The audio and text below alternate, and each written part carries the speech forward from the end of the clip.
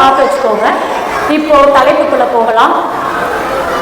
இன்றைய தலைப்பு இன்றைய ஆன்மீகம் எப்படி இருக்கு அப்படின்னு தான் நம்ம இப்ப பார்க்க போறோம்.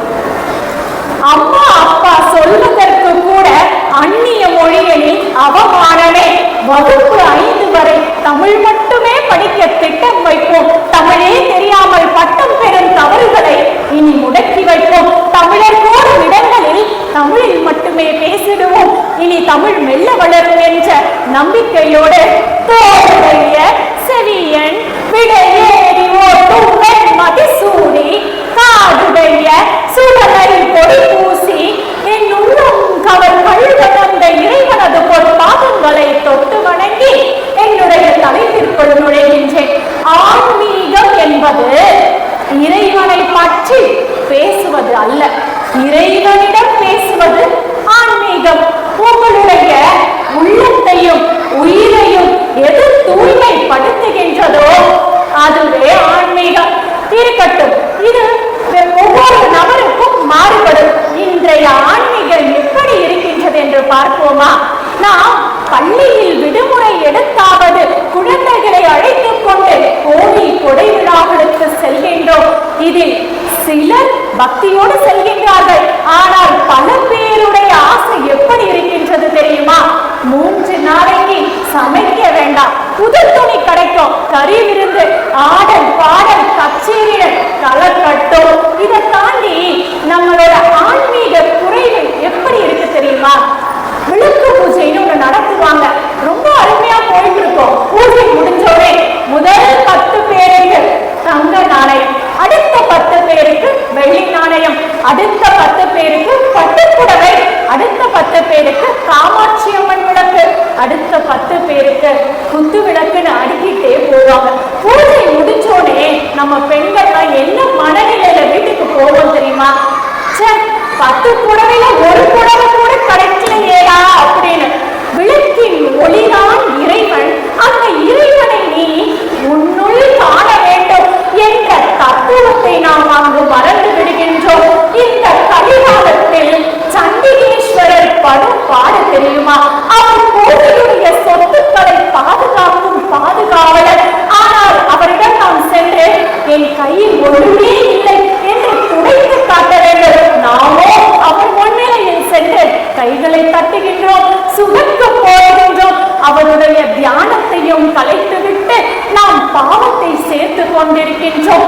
பஞ்சாட்சரத்தை வாங்கி நெற்றியில் இட்டுவிட்டு மீதியை அங்கேயே தட்டி விடுகின்றோம்.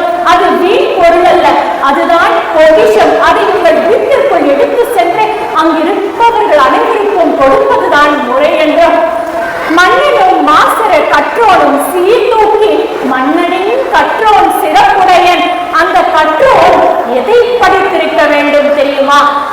ஊழி காலத்திற்காக இறைவனே எழுதி கொடுத்த திருவாசகம் என்னும் தேனை அவன் கற்றிருக்க வேண்டும். நான் தமிழ் வழி கல்வியில் படித்ததன் பொருளை இன்று உணர்கிறேன், பெருமையாக உணர்கிறேன். தேவாரம், திருவாசகம் போன்ற நூல்களை எழுத்துக்குட்டியாவது என்னால் படிக்க முடிகின்றது என்ற கௌரவமாக நான் நினைக்கின்றேன். நீங்கள் சிதம்பரம் சென்றிருக்கிறீர்களா?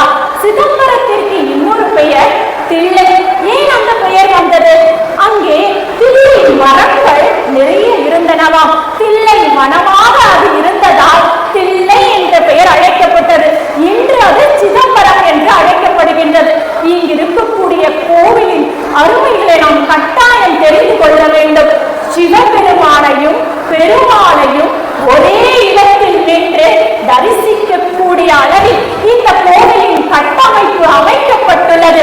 இங்குள்ள பொன்னுப்பல கூரையை பற்றி நீங்கள் கட்டாயம் தெரிந்து கொள்ள வேண்டும். 21,600 ஓடுகள் இதில் பதிக்கப்பட்டுள்ளது. இந்த எண்ணிக்கை நாம் ஒரு நாளைக்கு விடும் மூச்சின் காற்றின் அளவை குறிக்கின்றது. 72,000 ஆணைகள் அதில் அடிக்கப்பட்டுள்ளது. அது நம் உடலில் உள்ள ஜீவ நாடிகளை குறிக்கின்றது. 64 கை மரங்கள் அதில் இருக்கின்றன. இது 64 கலைகளையும் 9 கலசங்கள் 9 சக்திகளையும் குறிக்கின்றது.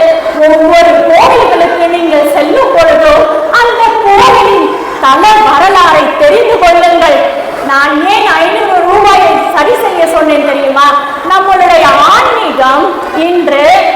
பழைய செல்லாத 500 ரூபாய் தாளாகத்தான் நாம் வைத்துக் கொண்டிருக்கின்றோம். வங்கியில் கொடுத்து நீங்கள் புதுப்பிப்பது போல உங்களுடைய ஆன்மீக சிந்தனைகளையும் புதுப்பித்துக் கொண்டு அடுத்த தலைமுறையினருக்கு எடுத்து சொல்லவும் மறந்து விடாதீர்கள். இறைவனை நினைத்து விட்டீர்கள், சரணடைந்து விட்டீர்கள், அப்படிதானே? ஆனாலும் நமக்கு மரணம் ஏன் நிகழ்கிறது? யோசித்து பார்த்தீர்களா?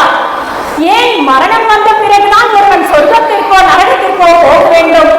நம்மளுடைய பூத உடலானது பாவத்தினால் சூழப்பட்டுள்ளது. இது அழுக்கும் பாவமும் நிறைந்த இந்த உடல் சொர்க்கத்திற்கு செல்லும் பொழுது சொர்க்கத்தின் புனிதம் கெட்டு விடலாம். அதனால் இறைவன் இந்த உடலை நீ இங்கேயே விட்டுவிட்டு உயிரை மட்டும் அங்கு கொண்டு வா என்று சொன்னார். ஆனால் ஒருவர் மட்டும் உடலோடு அங்கு சென்ற பாக்கியம் பெற்றவர். அவர் யார் என்று தெரியுமா? மகாபாரதத்தில் யுதிஷ்டன் என்று சொல்லப்படும் தர்மன் மட்டும்தான்.